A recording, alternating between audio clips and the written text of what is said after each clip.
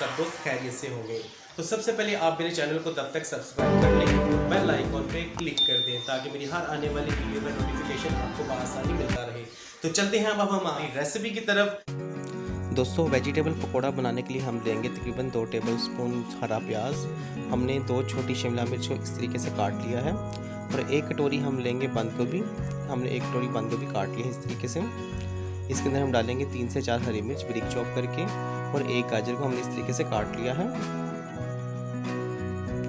2 छोटी प्याज को भी हमने चॉप कर लिया है इस तरीके से।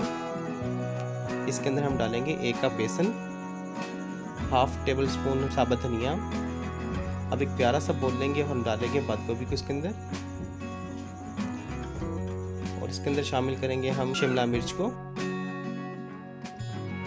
अब डालते हैं हम इसके अंदर हरा प्याज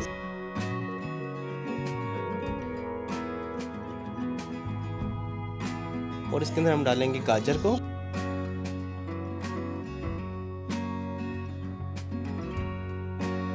सब्ज मिर्च को, प्याज को। अब डालते हैं हम इसके अंदर 1/2 टेबलस्पून साबुत धनिया, 1/2 टीस्पून हम इसमें डालेंगे दारा मिर्च, 1/2 टीस्पून हम इसके अंदर डालेंगे नमक और 2 चुटकी हम इसके अंदर डालेंगे हल्दी, 1/2 टीस्पून हम इसके अंदर डालेंगे लाल मिर्च। अब हम इन्हें मिक्स कर लेते हैं आपस में। इसके अंदर अब हम डालेंगे 1 कप बेसन को और इनको हम मिक्स कर लेते हैं पानी की मदद से। चलिए दोस्तों, हमारे पास जो मटेरियल था हमने इसको मिक्स कर लिया है। आपने इस तरीके से इसको अच्छे से मिक्स कर लेना है। तो दोस्तों, आप इसको चम्मच की मदद से भी मिक्स कर सकते हैं और हाथों की मदद से भी मिक्स कर सकते हैं, जिस तरह आपको अच्छा लगे आप कर सकते हैं। तो दोस्तों, हमारा मटेरियल जो है वो अच्छे से मिक्स हो गया है। अब हम एक प्यारा सा पैन लेते हैं, उसमें ऑयल को गर्म करके हमने 1 बाय 1 करके पकौड़ों को इस तरीके से ऑयल में डाल देना है। आपने पकौड़ों को ध्यान से ऑयल में डालना है। ऑयल के जो छींटे हैं वो आपके ऊपर ना गिरें, क्योंकि जो ऑयल है हमारा वो काफ़ी गर्म होगा। तो इस तरीके से हम 1 बाय 1 करके पकौड़ों को ऑयल में डाल देंगे।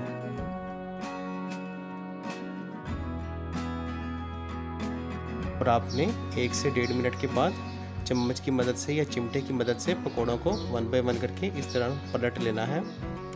इससे ये होगा कि हमारे जो पकोड़े हैं वो दोनों साइडों से अच्छे से पक जाएंगे। तो आपने इनको अच्छे से फ्राई करना है।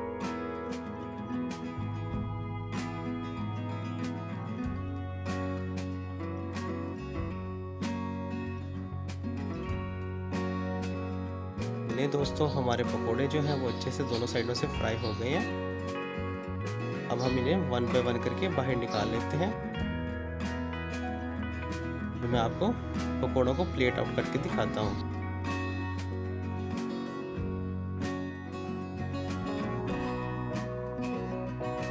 ये दोस्तों, माशाल्लाह से हमारे पकोड़े रेडी हो गए हैं।